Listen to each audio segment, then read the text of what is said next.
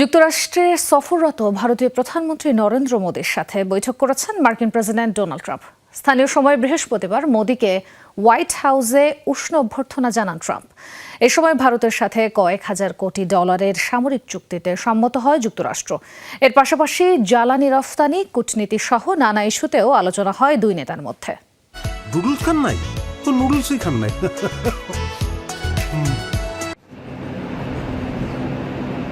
মার্কিন president Donald ট্রাম্পের দ্বিতীয় মেয়াদে নরেন্দ্র মোদীর প্রথম হোয়াইট হাউস সফর। এ দফায় মোদী চতুর্থ নেতা যিনি হোয়াইট হাউস সফর করছেন।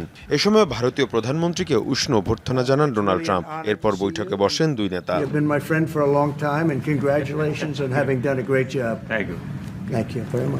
ভারতীয় প্রধানমন্ত্রীর এই সফরে বাণিজ্য কূটনীতির পাশাপাশি সামরিক ইস্যুটিও গুরুত্ব পায় দুই নেতার আলোচনায়। পরে যৌথ সংবাদ সম্মেলনে অংশ নেন ট্রাম্প মোদী। সংবাদ সম্মেলনে মোদী বলেন, দুই দেশের মধ্যে পারস্পরিক সমঝোতার ভিত্তিতে লাভজনক বাণিজ্য চুক্তি হবে।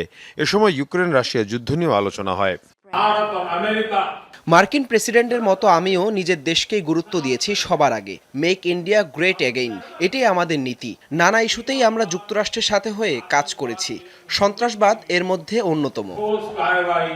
এ সময় মার্কিন প্রেসিডেন্ট ডোনাল্ড ট্রাম্প জানান, ভারতের সাথে সামরিক বাণিজ্যে গুরুত্ব দিচ্ছে যুক্তরাষ্ট্র। ভারতের সাথে আমাদের সম্পর্ক অত্যন্ত বন্ধুত্বপূর্ণ। এই বছরের শুরু থেকে আমরা ভারতের কাছে কয়েক বিলিয়ন ডলারের সামরিক সরঞ্জাম বিক্রি বাড়াবো। অবশেষে আমরা তাদেরকে F-35 ফাইটার সরবরাহের কাজও এগিয়ে নিয়ে যাচ্ছি।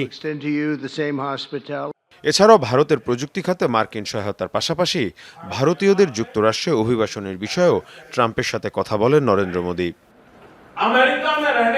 মীর মুশফিকা হাসান, যমুনা নিউজ।